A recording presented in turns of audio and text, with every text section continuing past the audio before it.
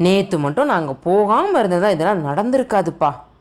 ஐயோ, நாளைக்கு ஒரு வேளை நான் நினச்ச மாதிரி நடக்கலைன்னா, ஏதாவது தப்பாக நடந்துருச்சுன்னா நான் என்ன பண்ணுறது? இப்படியே எதையாவது நினச்சி கவலையோடையும் பயத்தோடையும் புலம்பிக்கிட்டே இருக்கீங்களா? வாங்க இந்த கதையை பார்க்கலாம். அவர் ஒரு வியாபாரி, எதிர்காலத்தில் பெரிய தொழிலதிபர் ஆகணும்னு ஆசைப்பட்டார். சுற்றி இருக்கிறவங்க சதினாலையும் எதிர்காலத்தை பற்றி சரியாக திட்டமிடுதல் இல்லாதனாலையும் பெரிய நஷ்டமாகுது.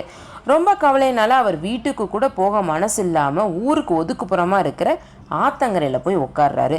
நிலா வெளிச்சம் மட்டும்தான் இருந்தது, சுற்றி இருட்டாக இருந்தது. ஒரு பக்கம் இப்படி நஷ்டமாயிடுச்சே, ஏன் எனக்கு இப்படி ஒரு துரோகத்தை பண்ணாங்க அப்படின்னு நினச்சி வருத்தப்பட்டுட்டு இருக்காரு. இன்னொரு பக்கம் தொடர்ந்து எப்படி வியாபாரம் பண்ண போகிறோம், எப்படி நம்ம குடும்பத்தை காப்பாற்ற போகிறோம் அப்படிங்கிற கவலையில் இருக்கார். இப்படியே கவலையில் எதையோ யோசித்துக்கிட்டு அவரையே அறியாமல் தன் கையால் மண்ணை கிளறிக்கிட்டு இருக்காரு. அப்போ சின்ன சின்ன கற்களாக அவரோட கைக்கு கிடைக்குது. ஒவ்வொரு கற்களாக எடுத்து ஆற்றுக்குள்ளே போட்டுட்ருக்காரு. நைட்டு ஃபுல்லும் அங்கேயே உட்காந்துருக்காரு.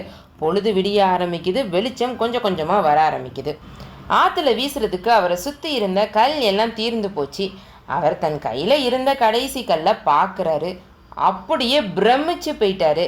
ஏன் அப்படின்னா அது சாதாரண கூழாங்கல் இல்லை, விலை உயர்ந்த வைரக்கல். ஏதோ கொள்ளையர்கள் தங்கள் கொள்ளையடித்த அந்த வைரத்தை மண்ணில் ஒளிச்சு வச்சுருக்காங்க.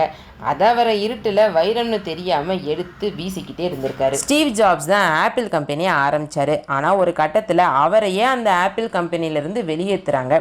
அவர் ஆரம்பித்த கம்பெனியை அவரே இழந்துட்டாரேன்னு சுற்றி இருக்கிற எல்லாருமே சிரிக்கிறாங்க.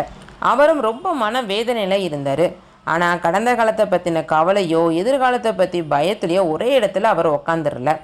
அந்த டைமில் அவர் கொடுத்த இன்டர்வியூவில், நான் பணத்துக்காகவோ இல்லை பேருக்காகவோ என் வேலையை பார்க்கல, நான் என் சந்தோஷத்துக்காக என் வேலையை பார்த்தேன், என் வேலையை நான் ரொம்ப விரும்புகிறேன் அப்படின்னு சொல்லியிருக்காரு. அதுக்கப்புறம் தான் அவர் பிக்சர் ஸ்டுடியோவை ஆரம்பிச்சிருக்காரு. அப்புறம் நெக்ஸ்ட்டு கம்பெனியை ஆரம்பிச்சிருக்காரு. கொஞ்ச நாளைக்கு அப்புறமா ஆப்பிள் கம்பெனியை அதை வாங்குறாங்க.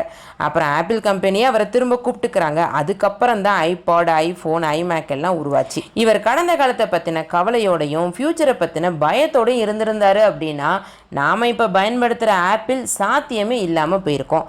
அதனால் நாளைய நினச்சி இன்றைய பொழுதை இழந்துடாதீங்க. நன்றி, வணக்கம்.